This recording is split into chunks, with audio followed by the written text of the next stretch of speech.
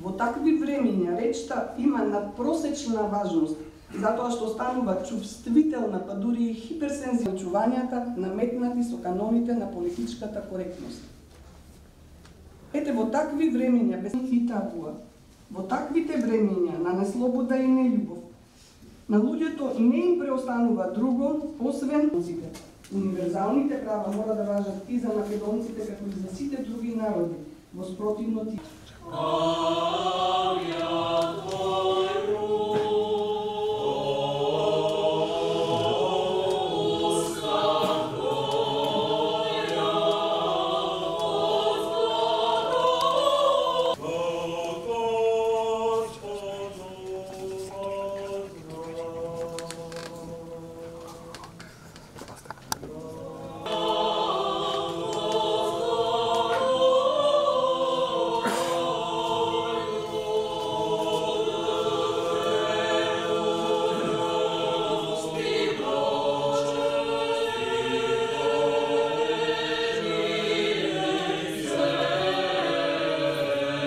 Денес, како дело и сведоштво на повеќе децениската свештеничка, митрополитска и архиепископска мисија на господин Стефан, ги имаме пред себе третиот, четвртиот и петтиот том од неговиот обемен опус Ораториум.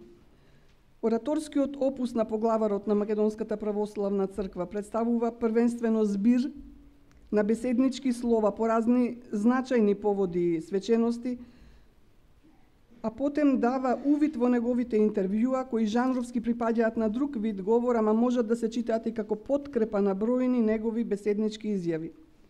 Беседничката дејност на архиепископот Стефан е значајна во онаа мера, во која што е значајно негувањето на православната христијанска мисла и дело во современа наша Македонија. Словата во овие три тома, говорени од 2009 до 2019 се вдахновени и имаат возвишена интонација. Јазикот во нив е милозвучен и словесен. Третиот том е составен од слова и интервјуа изречени и објавени во периодот од 2009 до 2014. Томот број 4 е составен од слова изречени во периодот 2014-2019, а томот број 5 содржи главно слова и интервјуа од периодот кој е постар од 1986 до 2000 година.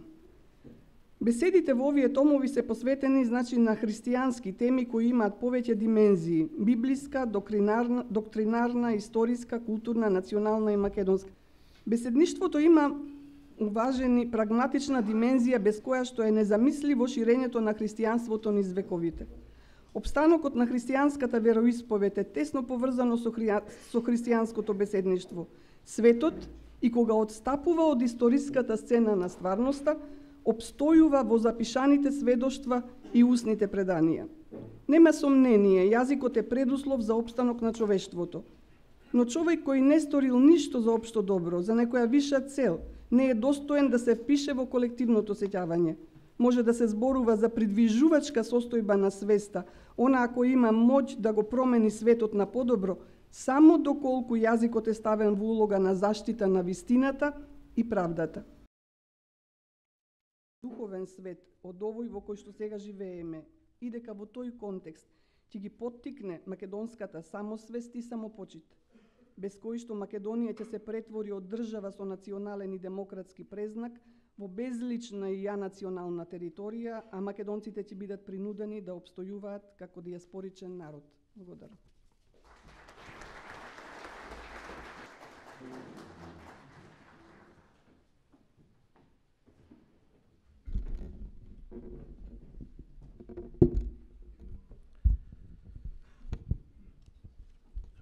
Возлюбени, најтешко е човек да си биде судија сам на себе. Но ќе речам дека секогаш, насекаде и за се, сум се трудел на секоја тема, за секој повод или настан да објаснувам или опишувам со кратки, приемливи и сватливи зборови за секого. Тоа сум го имал предвид за секое слово, зашто никаде и никогаш не ќе најдеме слушатели од иста возраст или слично образование, ниту на исто ниво на познавањето на верата и учењето на црквата.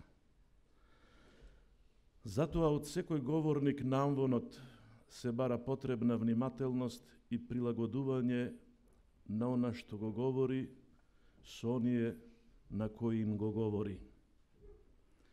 Исто така секогаш, насекаде и пред секого сум ја имал предвид она старозаветна порака дека тешко ќе им биде на пастирите кои што самите се пасат, односно говорат сами за себе.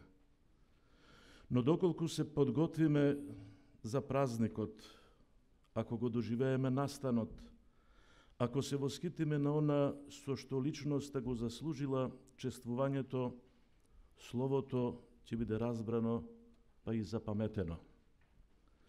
Секоја света богослужба е нецелосна, доколку на неја не се протолкува прочитаното свето Евангелие или не се објасни празникот, светителот, настанот, односно тоа што црквата го чествува.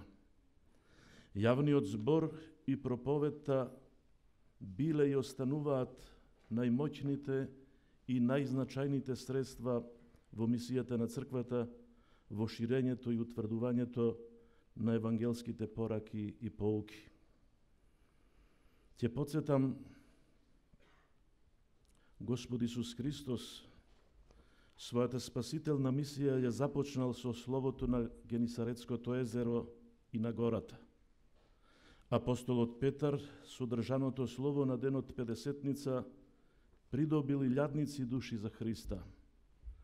Апостолот Павле со словото на Аеропагот го представил непознатиот Бог, а на римјаните им ја објаснил дека верата доаѓа од слушањето на пораката, а пораката од Божјото Слово. Отците пак на Шестиот Вселенски собор препорачале со слова да се поучува секој ден, а особено во деновите Господови. Секое слово, секоја проповед во црквата треба да се со поучна и евангелска содржина. Господ Исус Христос бил и останува средиште во црковната проповед. Токму нему, на Словото, му се посветени сите слова во моите 5 книги. И нему, на Словото, сум му најпрвин благодарен за силите со кои ме дарувал да ги исловам сите овие објавени слова. Му благодарам на Бога што на нашата света Македонска црква во овие години и даруваше изобилни поводи, настани, годишници, јубилеи, со што ми се даде можност и за славење и за словење. И при оваа прилика им благодарам на сите што помогнаа и да се отпечатат овие слова, на моиве соработници, на вработените во печатницата Марсаж и секако на промоторите за нивните прекрасни беседи.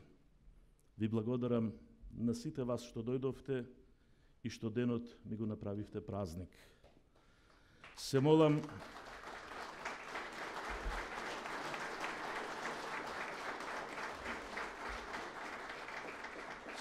Господ, дарителот на се, да ми дарува и време и сили за да ги подготвам и празничните и сите други мои слова.